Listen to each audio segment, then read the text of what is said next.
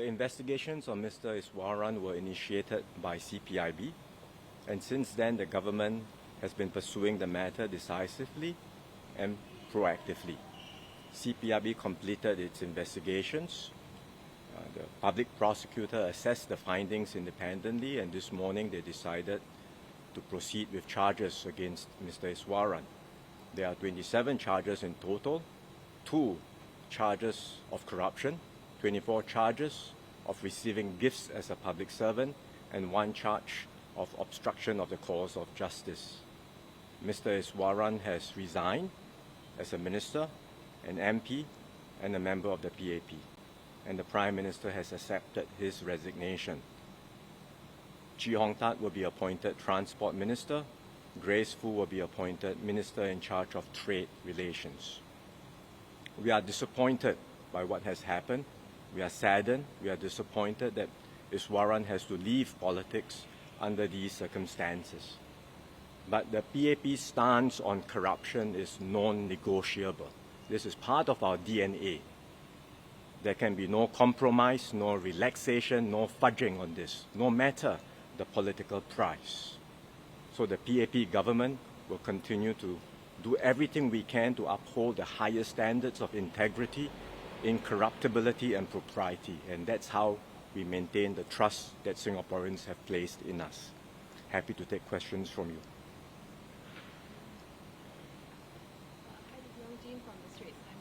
Given that Mr. Iswaran has indicated that you'll claim trial, are you concerned about how this will affect your leadership transition as well as the timeline for the GE and as well as the level of trust among Singaporeans in the political leadership and within the party as well? Sure.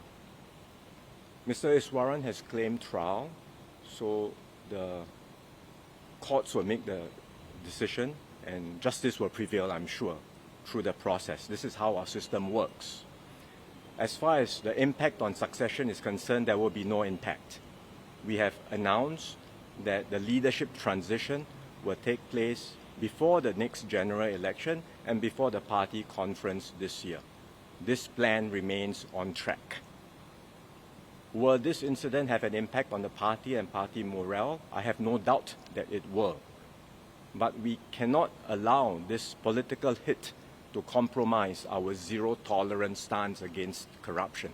And that's why the party, the government, will continue to do the right thing and do everything we can to keep our system corruption-free.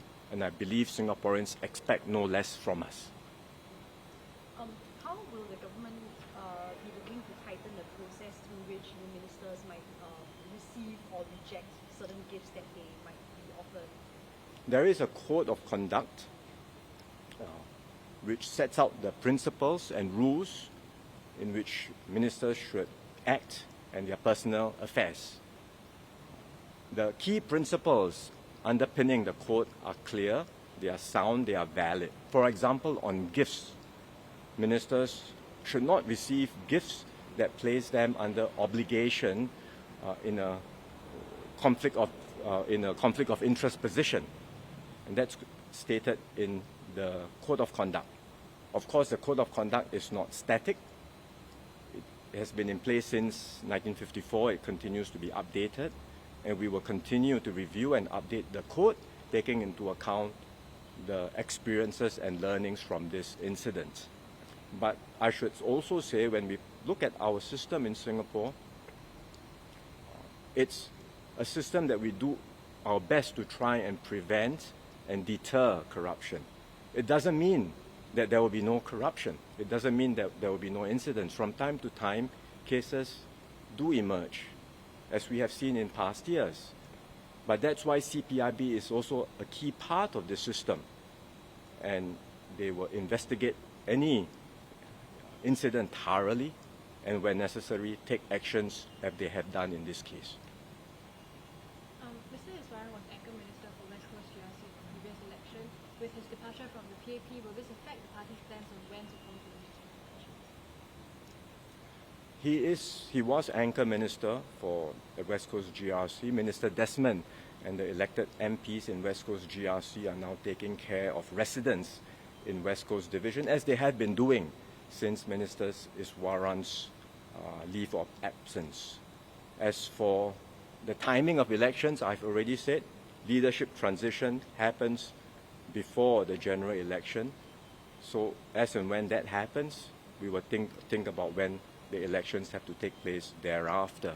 But meanwhile, the focus for us is to continue and press on with the work of government, because the work of government must continue, and we will continue to redouble our efforts to improve the lives of Singaporeans. When the GE comes, the PAP will present our report card to Singaporeans, and we will do our best at that time to earn the confidence and trust of Singaporeans. DPM, we understand that some civil servants are really unhappy or maybe sad that the incident has cast doubts on civil service, their good work. And how has the incident actually so-called impacted civil service well? Also, separately, we heard that when the incident first saw light, there's some saying that some civil servants are aware of Mr. Iswaran's behavior. If there's indeed a case of so-called knowing the incident but not reporting, would there be a follow-up on this? The incident, or CPIB pursued this matter on its own accord. This was what Prime Minister had explained earlier in Parliament. There was no tip-off, there was no whistleblower. It was CPIB that uncovered the matter, reported it up. The Prime Minister agreed for the investigation to proceed, and CPIB has done a thorough investigation. They have left no stone unturned. They have dug deep and wide, and they presented their full investigations to AGC.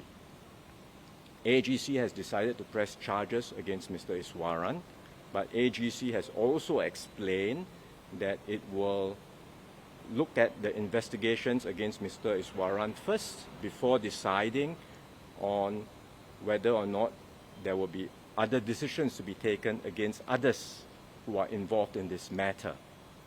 So the matter is still not closed, it is still in progress. As for the impact on the civil service, I'm sure there will be many civil servants who are disappointed, shocked, saddened by what has happened, including those who have worked closely with Mr. Iswaran all these years.